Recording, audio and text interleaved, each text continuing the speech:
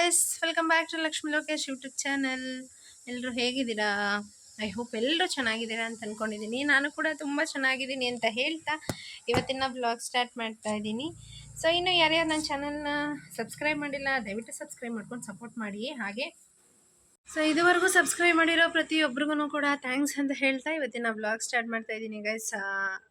ಇವತ್ತು ಆ್ಯಕ್ಚುಲಿ ನಾನು 90 rupees stock ಕಂಪ್ಲೀಟಾಗಿ ಸೋಲ್ಡ್ ಔಟ್ ಆಗಿಬಿಟ್ಟಿದೆ. ಸೊ ಇನ್ನು ನೋಡ್ತಿರ್ಬೋದು, ಬರೀ ಜಸ್ಟ್ 3 ಸ್ಯಾರೀಸ್ ಉಳಿದಿದೆ ಅಷ್ಟೇ guys. Full complete sari sold out ಆಗಿದೆ. ನನಗಂತೂ ಫುಲ್ಲು ಖುಷಿಯಾಗಿದೆ. ಆದರೆ ಇವತ್ತು ಒಂದು ಇಂಪಾರ್ಟೆಂಟ್ ವಿಷಯನ ನಿಮ್ಮ ಹತ್ರ ಶೇರ್ ಮಾಡ್ಕೋಬೇಕು ಅಂತ ಅಂದ್ಕೊಂಡಿದ್ದೀನಿ. ಸೊ ಬನ್ನಿ, ಅದು ಸ್ಯಾರೀಸು ಎಲ್ಲಿ ಹೆಂಗೆ ಏನು, ಆ 90 ರುಪೀಸ್ ಸ್ಯಾರೀಸಲ್ಲಿ ನನ್ನ ಬೆನಿಫಿಟ್ ಎಷ್ಟು ಅಂತ ಹೇಳ್ತೀನಿ. ಅದಕ್ಕೂ ಮುಂಚೆ ಇವತ್ತು ಬೆಳಗ್ಗೆನೇ ನಮ್ಮ ಮನೇಲಿ ಒಂದು ಇನ್ಸಿಡೆಂಟ್ ಆಗಿದೆ. ಆ ಇನ್ಸಿಡೆಂಟ್ ಬಗ್ಗೆ ಶೇರ್ ಮಾಡ್ಕೊತೀನಿ ಗೈಸ್. ಇವತ್ತು ಜನ ಯಾವ ರೇಂಜಿಗಿದ್ದಾರೆ ಅಂತ ಹೇಳಿದ್ರೆ, ಯಾವ್ಯಾವ ಥರ ಇದ್ದಾರೆ ಅಂತ ಹೇಳಿದ್ರೆ ಸಿಕ್ಕಾಬಟ್ಟೆ ಬೇಜಾರಾಗುತ್ತೆ. ಬಟ್ ಈ ಕಾಲದಲ್ಲೂ ಇಷ್ಟು ಥರ್ಡ್ ಕ್ಲಾಸ್ ಅಂತ ಹೇಳೋಕ್ಕೂ ನಮ್ಗೆ ಅಸಹ್ಯ ಆಗುತ್ತೆ. ಆ ರೇಂಜಿಗಿದ್ದಾರ ಅಂತ ಅನಿಸ್ಬಿಡುತ್ತೆ. ಯಾಕಪ್ಪ ಏನಾಯಿತು, ಯಾಕೆ ಈ ಥರ ಮಾತಾಡ್ತಿದ್ದಾಳೆ ಅಂತ ಅಂದ್ಕೊಳ್ತಿದ್ದೀರಾ?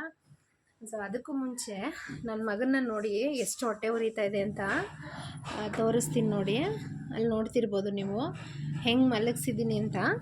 ಸೊ ಪ್ರತಿ ಒಬ್ಬ ತಂದೆ ತಾಯಿಗೂ ಅದು ಮದುವೆ ಆದಮೇಲೆ ನಮಗೆ ಅಂತಲೇ, ನಮ್ಮ ಮಕ್ಕಳಾದಮೇಲೆ ಎಲ್ಲರಿಗೂ ಏನು ಆಸೆ ಇರುತ್ತೆ ಹೇಳಿ? ನಮಗೇನಾದರೂ ಪರವಾಗಿಲ್ಲ, ನನ್ನ ಮಕ್ಳಿಗೆ ಏನೂ ಆಗಬಾರ್ದು ಅನ್ನೋ ಆಸೆ ಸಿಕ್ಕಾಪಟ್ಟೆ ಇರುತ್ತೆ. ಇವತ್ತು ಯಾಕೆ ನನಗೆ ನನ್ನ ಮಗನ್ನ ನೋಡಿ ಸಿಕ್ಕಾಪಟ್ಟೆ ಹೊಟ್ಟೆ ಉರಿತಾ ಇದೆ ಅಂತ ಹೇಳಿದ್ರೆ, ಜನ ಒಬ್ಬರು ಏನಾದರೂ ತನ್ನ ದುಡಿಮೆಯಲ್ಲಿ ತಾನು ಕಷ್ಟಪಟ್ಟು ಏನಾದರೂ ಸಾಧಿಸ್ತಾ ಇದ್ದಾನೆ ಅಂತ ಹೇಳಿದ್ರೆ ಅದನ್ನು ತಡ್ಕೊಳೋದಕ್ಕೆ ಯಾರಿಗೂ ಆಗೋದಿಲ್ಲ ಅಂತ ಅನಿಸುತ್ತೆ. ಸರಿ ಗಾಯ್ಸ್, ಅಂಗಡಿಲ್ಲ ಆ್ಯಕ್ಚುಲಿ ಕಸ್ಟಮರ್ ಬಂದರು. ಸೊ ಕಸ್ಟಮರ್ನ ಅಟೆಂಡ್ ಮಾಡೋ ಅಷ್ಟರಲ್ಲಿ ಇನ್ನು ಇವನು ಕೂಡ ಎದ್ಬಿಟ್ಟ. ಹಾಗಾಗಿ ಕೂತ್ಕೊಂಡೆ ವ್ಲಾಗ್ ಸ್ಟಾರ್ಟ್ ಮಾಡ್ತಾಯಿದ್ದೀನಿ. ಯಾಕಪ್ಪ ನಾನು ಇವತ್ತು ಆ ಥರ ಹೇಳಿದೆ ಅಂತ ಹೇಳಿದ್ರೆ, ನಾನು ಲಾಸ್ಟ್ ವ್ಲಾಗಲ್ಲೇ ನಿಮಗೆ ಶೇರ್ ಮಾಡಿದ್ದೆ ನನ್ನ ಜುಲೈ ತಿಂಗಳ ಆದಾಯ ಮತ್ತು ನಾನು ಸ್ಯಾರಿ ಬಿಸ್ನೆಸ್ನ ಹೆಂಗೆ ಸ್ಟಾರ್ಟ್ ಮಾಡ್ತೀನಿ, ಏನು ಮಾಡ್ತೀನಿ, ಎಷ್ಟು ಲಾಭ ಇಟ್ಕೋಬೇಕು, ಹಾಗೆ ಎಷ್ಟು ತೊಗೊಂಬಂದು ಎಷ್ಟು ಸೇವ್ ಮಾಡ್ತೀನಿ ಅಂತೆಲ್ಲ ಹೇಳಿ ನಾನೊಂದು ವ್ಲಾಗ್ ಮಾಡಿ ಹಾಕಿದ್ದೆ. ಆ ವ್ಲಾಗಲ್ಲೇ ನನಗೆ ಸ್ಟಾರ್ಟ್ ಆಯಿತು ಅಂತ ಅಂದ್ಕೊಂಡೆ. ಬಟ್ ಆದ್ರೂ ಅಯ್ಯೋ, ನಾನೇನು ಆ ಥರ ತಲೆನೇ ಕೆಡಿಸ್ಕೊಳಲ್ಲ ಆ್ಯಕ್ಚುಲಿ. ಜಾಸ್ತಿ ಬೀದಿ ನಾಯಿ ಬೊಗಳುತ್ತಲ್ಲ ಆ ರೇಂಜಲ್ಲಿ ಅಂದ್ಕೊಂಡು ನಾನು ಬಿಟ್ಬಿಟ್ಟಿದ್ದೆ. ಬಟ್ ಮೊನ್ನೆ ಒಂದು ವಿಡಿಯೋ ಶೇರ್ ಮಾಡಿದ್ದೆ ನಾನು, ನನ್ನ ಆಗಸ್ಟ್ ಮಂತದ್ದು ಇನ್ಕಮ್ ಎಷ್ಟು ಬರುತ್ತೆ ನನಗೆ ಅಂತ ಹೇಳಿ. ಅದನ್ನು ನೋಡಿಕೊಂಡು ಒಂದಷ್ಟು ಜನ ಹೊಟ್ಟೆ ಉರಿ ಇರೋರು ಇವತ್ತು ಬೆಳಗ್ಗೆ ನಾನು ಎದ್ದಾಗ ಆ್ಯಕ್ಚುಲಿ ನಾನು ಅಷ್ಟು ಟೈಮ್ ಇರೋದೇ ಇಲ್ಲ ನನಗೆ. ರಿತಿಕ್ಷನ್ನ ಕಳಿಸ್ಬೇಕು ಅಥವಾ ಅವಳಿಗೆ ಸ್ಕೂಲಿಗೆ ರೆಡಿ ಮಾಡಬೇಕು, ಇವನ್ನ ನೋಡ್ಕೋಬೇಕು, ಇವರಿಬ್ಬರು ಸ್ನಾನ ಪೂಜೆ. ಸೊ ಮನೇಲಿ ಈ ಥರದ್ದು ಹಲವಾರು ಕೆಲಸ ಇರುತ್ತೆ ಅಂತ ಹೇಳಿ ನಾನು ಕೆಲಸದಲ್ಲೇ ಬ್ಯುಸಿ ಆಗಿದ್ದೆ. ಆ್ಯಕ್ಚುಲಿ ನಾನು ಅಷ್ಟು ಗಮನದಲ್ಲಿ ಇಟ್ಕೊಂಡಿಲ್ಲ. ಬೆಳಗ್ಗೆ ರಿತಿಕ್ಷನ್ನ ಸ್ಕೂಲಲ್ಲಿ ಹೋಗಿ ಬಿಟ್ಟು ಬರಬೇಕಾದ್ರೆ ನೋಡ್ತೀನಿ ಗೇಟ್ ಹತ್ರ, ಅದರಲ್ಲೂ ಹೆಸರು ಬರೆದಿಟ್ಟು ನನ್ನ ಹೆಸರೇ ಮೆನ್ಷನ್ ಮಾಡಿಬಿಟ್ಟಿದ್ದಾರೆ ನೀಟಾಗಿ, ಲಕ್ಷ್ಮಿ ಅಂತ ಹೆಸರು ಬರೆದು, ಮತ್ತು ನಿಂಬೆಹಣ್ಣಂತೆ ಕುಂಕುಮ ಹಚ್ಚಿ ಇಡೋದು ಏನೇನೋ ಮಾಡಿ ಬಿಟ್ಬಿಟ್ಟಿದ್ದಾರೆ. ನಾನು ಅದನ್ನು ಅಷ್ಟು ನೋಡಲಿಲ್ಲ, ಹೆಸರು ನಾನು ನೋಡಲೇ ಇಲ್ಲ. ಡೀಪಾಗಿ ಹೇಳಬೇಕು ಅಂದರೆ ನಾನು ನೋಡಿದ್ದು ಆ್ಯಕ್ಚುಲಿ ಬರೀ ನಿಂಬೆಹಣ್ಣು, ಕುಂಕುಮ ಮತ್ತು ಒಂದು ಸ್ವಲ್ಪ ಹೂವು, ಅದ್ರ ಜೊತೆ ಅದೇನೋ ಒಂದು ಬಟ್ಟೆಲೆಲ್ಲ ಕಟ್ಟಿ ಇಟ್ಟಿದ್ರು. ಬಟ್ ಆಮೇಲೆ ನಾನು ಅಂದ್ಕೊಂಡೆ, ಮೊದಲೇ ನನಗೆ ತುಂಬ ಹುಷಾರಿಲ್ದಂಗೆ ಆಗ್ತಾ ಇರುತ್ತೆ. ಅದರಲ್ಲೂ ಬೇರೆ ಒಂದು 2-3 ವರ್ಷ ನಾನು ದೇವಸ್ಥಾನಗಳಲ್ಲೇ ಇದ್ದು ಬಂದವಳು ನಾನು. ಇದೇ ಥರ ಈ ಮುಂಚೆ ಮದುವೆ ಆಗೋಕ್ಕೂ ಮುಂಚೆ ನನ್ನ ಲೈಫಲ್ಲಿ ನಡೆದಿತ್ತು. ಸೊ ನಾನು ಬದುಕೋದೇ ಇಲ್ಲ ಅಂತ ಅಂದ್ಕೊಂಡಿದ್ದಾಗ, ಆಗ ನಾನೊಂದು 2 ವರ್ಷ, ಇನ್ನು 3 ವರ್ಷ ದೇವಸ್ಥಾನಗಳಲ್ಲೇ ಕಾಲ ಕಳೆದ್ಬಿಟ್ಟು ಅಲ್ಲೇ ತಿನ್ನೋದು, ಅಲ್ಲೇ ಇರೋದು, ವಾಸ ದೇವಸ್ಥಾನ ರೋಡಲ್ಲೇ ಮಲಗೋದು, ಈ ಥರ ಎಲ್ಲ ವನವಾಸ ಪಟ್ಕೊಂಡು ನಾನು ಬಂದಿದ್ದೀನಿ. ಸೊ ಹಾಗಾಗಿ ನಾನು ಸ್ವಲ್ಪ ಅದೆಲ್ಲ ಮುಟ್ಟೋದಕ್ಕೆ ಸ್ವಲ್ಪ ನರ್ವಸ್ ಆಗ್ತೀನಿ. ಬಟ್ ನರ್ವಸ್ ಆಗಲ್ಲ, ಎದ್ಬಿಡ್ತೀನಿ. ಮನೇಲಿ ಇರೋರು ಏನು ಅಂತ ಹೇಳಿದ್ರೆ, ಸೊ ಯಾರೋ ಬಂದರು ಅಂದ್ಕೊಂಡೆ, ಮನೇಲಿರೋರು ಏನು ಅಂದರೆ ನೀನು ಮುಟ್ಬೇಡ, ನಿನ್ಗಾಗಲ್ಲ ಅಂತ ಈ ಥರ ಹೇಳ್ತಾರಷ್ಟೇ. ನನಗೇನು ಅಷ್ಟು ಇದಿಲ್ಲ. ಸೊ ಸರಿ ಅಂದ್ಬಿಟ್ಟು ನಾನು ನೋಡಿ ಬೇರೆಯವ್ರನ್ನ ಕರ್ಕೊಂಡು ಬಂದೆ. ಅಂದರೆ ಕೆಲಸ ಮಾಡ್ತಾರಲ್ಲ ಅವ್ರನ್ನ ಕರ್ಕೊಂಬಂದೆ. ಅವ್ರಿಗೆ ಒಂದು 50 ರೂಪಾಯಿ ಕೊಟ್ಟರೆ ತೆಗೆದುಬಿಡ್ತಾರೆ ಅವರು. ಆಮೇಲೆ ನೀವು ಅದಕ್ಕೂ ಕಮೆಂಟ್ ಹಾಕಬೇಡಿ, ಅಂದರೆ ಏನು ಅವ್ರಿಗೇನಾದರೂ ಆದರೂ ಪರವಾಗಿಲ್ಲ, ನೀವು ಚೆನ್ನಾಗಿರಬೇಕು ಅಂತ ತೆಗ್ಸಿದ್ದೀರಾ ಅಂತ. ಖಂಡಿತ ಇಲ್ಲ, ಅವರೇ ಬಂದರು. ಕೆಲ್ಸದವ್ರು ಕೊಡಕ್ಕ ನಾನು ಎತ್ತಾಕ್ತೀನಿ, ನನಗೊಂದು 50 ರೂಪಾಯಿ ಕೊಡಕ್ಕ ನಾನೇ ಎತ್ತಾಕ್ತೀನಿ ಅಂತ. ಸರಿ ಆಯಿತು ತೆಗ್ದಾಕು ಅಂತ ಹೇಳಿದಾಗ ಅವರು ಆ ಚೀಟಿ ತೆಗೆದು ನನಗೆ ತೋರಿಸಿದ್ದು. ಅಕ್ಕ ಇದ್ರಲ್ಲಿ ನಿನ್ನ ಹೆಸರೇ ಬರೆದಿದ್ದಾರಕ್ಕ ಅಂತ ಹೇಳ್ದ.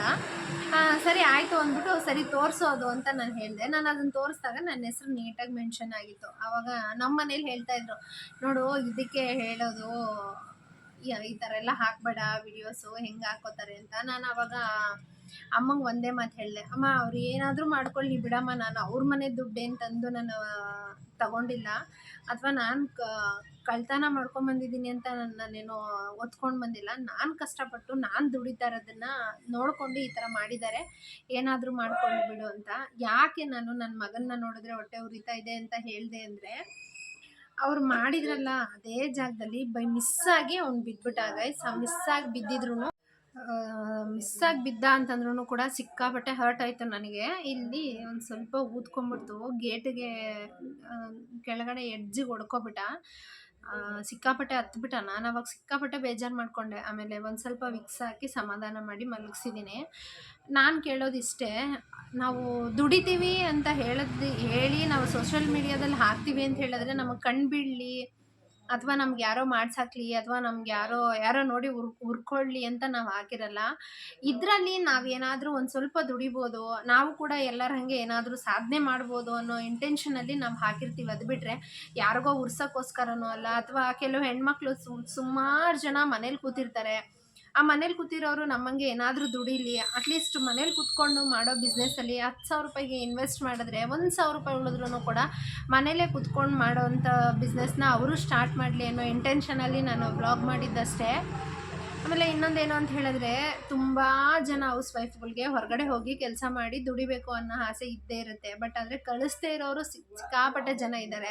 ಎಲ್ಲಿ ತನ್ನ ಹೆಂಡ್ತಿನ ಹೊರಗಡೆ ಕಳಿಸಿದ್ರೆ ಏನು ಅನ್ಕೊಂಡ್ಬಿಡ್ತಾರೋ ಅನ್ನೋರು ಒಂದು ಸ್ವಲ್ಪ ಜನ. ಆದರೆ ಇನ್ನು ಕೆಲವರು ಹೆಣ್ಮಕ್ಳು ದುಡಿದ್ಬಿಟ್ರೆ ಅವರಿಗೆ ಕೊಬ್ಬು ಬರುತ್ತೆ ಅನ್ನೋರು ಸ್ವಲ್ಪ ಮೈಂಡಲ್ಲಿ ಇರ್ತಾರೆ. ಇನ್ನು ಕೆಲವರು ಅಹಂಕಾರ ಬರುತ್ತೆ ಅನ್ನೋ ಮೈಂಡಲ್ಲೂ ಕೂಡ ಇರ್ತಾರೆ. ಸೊ ತುಂಬ ಜನ ಒಬ್ಬೊಬ್ಬರು ಒಂದೊಂದು ಥರ ಇರ್ತಾರೆ. ಇನ್ನು ಕೆಲವರು ಬೇಡ, ನನ್ನ ಹೆಂಡ್ತಿನ ನಾನು ಕೂರ್ಸೇ ತಂದಾಗ್ತೀನಿ ಅನ್ನೋ ಮೆಂಟಾಲಿಟಿ ಇರೋರು ಕೂಡ ಇರ್ತಾರೆ.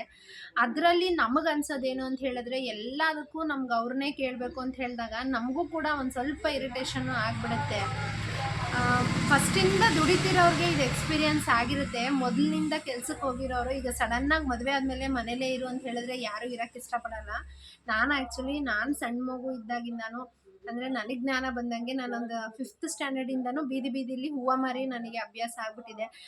ಹೂವು ಮಾರಿ ನಾನು ಕಾಲೇಜ್ಗೆ ಹೋಗ್ಬೇಕಾದ್ರೂ ನಾನು ಹೂವು ಮಾರಿದ್ದೀನಿ. ಕಾಲೇಜ್ಗೆ ಹೋಗಿ ಬರೋವಾಗ್ಲೂ ಕೂಡ ಹೂವು ಮಾರಿ ನನಗೆ ಅಭ್ಯಾಸ ಆಗಿಬಿಟ್ಟಿದೆ. ಅದಾದಮೇಲೆ ನಾನು ಕೆಲ್ಸಕ್ಕೆ ಸೇರಿಕೊಂಡು ನಾನು ಆಫೀಸಲ್ಲಿ ದುಡಿಬೇಕು ಅಂತ ಹೇಳಿದಾಗ ನನ್ನ ಸಂಬಳ ಒಂದು 30,000 ರೂಪಾಯಿ ಬಂದ್ರೂ ಕೂಡ ನಾನು ಯಾರ ಕೈಯಲ್ಲೂ ಕೂಡ ಏನಾದರೂ ತರಿಸ್ಕೋಬೇಕು, ಏನಾದರೂ ಮಾಡಬೇಕು ಅಂದರೆ ನನಗದು ಇಷ್ಟನೇ ಇಲ್ಲ. ನಮ್ಮಮ್ಮನಿಗೆ 4 ಜನ ನಾವು ಹೆಣ್ಮಕ್ಳು. ಸೊ ನಮ್ಮಮ್ಮಂಗೆ ಅದು ಬರ್ಡನ್ ಆಗಬಾರ್ದು, ನನಗೆ 4 ಜನ ಹೆಣ್ಮಕ್ಳಿದ್ದಾರೆ ಅನ್ನೋದಕ್ಕೆ ಆ ಇಂಟೆನ್ಷನಲ್ಲಿ ನಾನು ದುಡಿಲೇಬೇಕು, ನಾವು ದುಡಿಬೇಕು ಅನ್ನೋದು ನಮಗೆ ಚಿಕ್ಕ ವಯಸ್ಸಿಂದ ಅದು ನಮ್ಮ ಮೈಂಡಿಗೆ ಬಂದ್ಬಿಟ್ಟಿದೆ.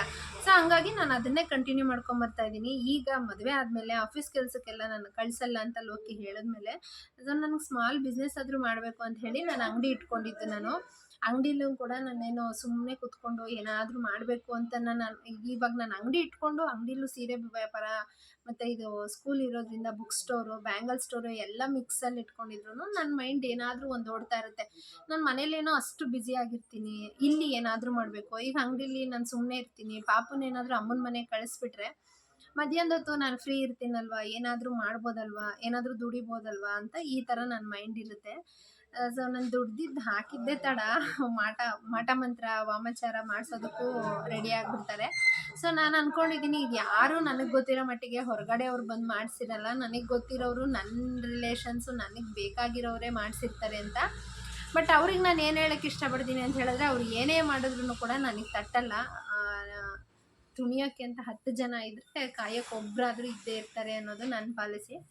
ಸೊ ನಾನೇನು ಅವ್ರ ಮನೆದು ಹೊಡ್ಕೊಂಬಂದು ಏನು ತಿಂತಾಯಿಲ್ಲ, ದೇವ್ರು ಇದ್ದಾನೆ ನನಗೆ ಕಾಪಾಡ್ತಾನೆ. ನಾನು ಅದಕ್ಕೆ ತಲೆಯನ್ನೇ ಕೆಡಿಸ್ಕೊಳಲ್ಲ. ಅವ್ರಿಗೆ ಇನ್ನೊಂದು ಮಾತು ಹೇಳಬೇಕು ಅಂತ ಅನಿಸಿದೆ ನನಗೆ. ಬರೀ ನಾನು ದುಡಿತೀನಿ, ನಾನು ದುಡ್ದಿದ್ದು ನನ್ನ ಆದಾಯ ನೋಡಿ ನೀವು ಹೊಟ್ಟೆ ಕಿಚ್ಚು ಪಟ್ಕೊಂಡ್ರಿ, ಬಟ್ ಆ ಆದಾಯದ ಹಿಂದೆ ಆ ಪ್ರತಿಶ್ರಮ ಎಷ್ಟಿರಬೇಕು, ಅದ್ರದ್ದು ಕಷ್ಟ ಎಷ್ಟಿರುತ್ತೆ ಅಂತ ನಾನು ಚಿಕ್ಕದಾಗಿ ಒಂದು ಹೇಳ್ಬಿಡ್ತೀನಿ ನೋಡಿ. ನೀವು ಅದನ್ನು ಯಾರೂ ನಂಬೋದೂ ಇಲ್ಲ. ಬಟ್ ನನ್ನ ಹತ್ರದಿಂದ ನೋಡಿರೋರು, ನನ್ನ ಮನೆಯವರು, ನನ್ನ ಗಂಡಂಗೆ ಅದ್ರ ಬಗ್ಗೆ ಎಕ್ಸ್ಪೀರಿಯೆನ್ಸ್ ಇರುತ್ತೆ. ಏನಂತ ಹೇಳಿದ್ರೆ, ಲಾಸ್ಟ್ ರೀಸೆಂಟ್ದೇ ಹೇಳ್ತೀನಿ. ನಾನು ಒಂದು 20,000 ರೂಪಾಯಿದು ಒಂದು 10,000 ರೂಪಾಯಿ ಸೀರೆ, ಡ್ರೆಸ್ಸು ಎಲ್ಲ ತೊಗೊಂಡು ಬಂದೆ. 20,000 ರೂಪಾಯಿಗೆ ಆ್ಯಕ್ಚುಲಿ ಕೊರಿಯರ್ ಮಾಡಬೇಕು ಅಂತ ಹೇಳಿದ್ರೆ 150 ರೂಪಾಯಿ ತೊಗೊತಾರೆ. ಸೊ ಅಲ್ಲಿಂದ ಡೈರೆಕ್ಟ್ ಅರಸೀಕೆರೆಗೆ 150 ರೂಪಾಯಿ, ಮತ್ತು ಅಲ್ಲಿಂದ ಇಲ್ಲಿಗೆ ತಂದು ಹಾಕೋದಕ್ಕೆ 50 ರೂಪಾಯಿ ಚಾರ್ಜ್ ಮಾಡ್ತಾರೆ. ಇಲ್ಲ ಒಬ್ಬೊಬ್ಬರು 100 ರೂಪಾಯಿ ಚಾರ್ಜ್ ಮಾಡ್ತಾರೆ. ಒಂದು 250 ರೂಪಾಯಿ ಕೊರಿಯರ್ ಚಾರ್ಜಸ್ ಆಗುತ್ತೆ ನನಗೆ, ಬೆಂಗಳೂರು ಚಿಕ್ಕಪೇಟೆಯಿಂದ ನನಗೆ ಅರಸೀಕೆರೆಗೆ ಬಂದು ತಲುಪೋದಕ್ಕೆ. ಬಟ್ ನಾನು 200 ರೂಪಾಯಿ ಉಳಿಸೋದಕ್ಕೋಸ್ಕರ ಗೈಸ್, ನೀವು ನಂಬಲ್ಲ, ಇನ್ಕ್ಲೂಡಿಂಗ್ ನಾನು ನನ್ನ ಫ್ರೀ ಬಸ್ ಬಿಟ್ಟಾಗಿಂದ ಇದು ನನ್ನ ಸೆಕೆಂಡ್ ಟೈಮು ಬಸ್ ಯೂಸ್ ಮಾಡ್ಕೊಂಡಿರೋದು. ನಾನು ಬಸ್ಸಲ್ಲಿ ಸುಮ್ಮನೆ ಓಡಾಡೋಕ್ಕೂ ಇಷ್ಟಪಡಲ್ಲ, ಎಲ್ಲೂ ತಿರ್ಗೋದಕ್ಕೂ ನನಗಷ್ಟು ಇಷ್ಟ ಆಗೋದೇ ಇಲ್ಲ. ಟೈಮ್ ಇದ್ದರೆ ಏನಾದರೂ ಮಾಡಬೇಕು ಅನ್ನೋದು ಈ ಥರ ಮೈಂಡಲ್ಲಿ ಇರ್ತೀನಿ. ಸೊ ನಾನು ಅಷ್ಟು ಬ್ಯುಸಿಯಾಗಿರೋದಕ್ಕೇ ಇಷ್ಟಪಡ್ತೀನಿ ಗೈಸ್. ನಾನು ಸುಮ್ಮನೆ ಯಾರೋ ಏನೋ ಅಂದ್ಕೊಬಿಡ್ತಾರೆ, ಏನು ಮಾಡ್ಕೊಬಿಡ್ತಾರೆ, ಇದರದಕ್ಕೆ ನಾನು ತಲೆನೇ ಕೆಡಿಸ್ಕೊಳಲ್ಲ. ಅಷ್ಟು 200 ರೂಪಾಯಿ ಉಳಿಸೋದಕ್ಕೋಸ್ಕರ ನಾನು ಅಷ್ಟು ಲಗೇಜ್ನ ಒಂದು ಬ್ಯಾಗ್ ತಲೆ ಮೇಲೆ ಇಟ್ಕೊಂಡಿದ್ದೀನಿ, ಇನ್ನೊಂದು ಬ್ಯಾಗ್ನ ಹಿಂಗೆ ಹೆಗ್ಲ ಮೇಲೆ ಹಾಕ್ಕೊಂಡು ಹಿಂಗೆ ಇಟ್ಕೊಂಡು ಬಂದಿದ್ದೀನಿ. ಇಡೀ ಚಿಕ್ಕಪೇಟೆಯಲ್ಲೇ ಯಾಕ್ರಿ ಮೇಡಮ್ ಇಷ್ಟೊಂದು ಸರ್ಕಸ್ ಮಾಡ್ತೀರಾ, ಒಂದು 100 ರೂಪಾಯಿ ನಮಗೆ ಕೊಡಿ, ಮೆಟ್ರೋ ಸ್ಟೇಷನ್ವರೆಗೂ ತಂದು ಕೊಡ್ತೀನಿ ಅಂತ ಹೇಳ್ತಾರೆ.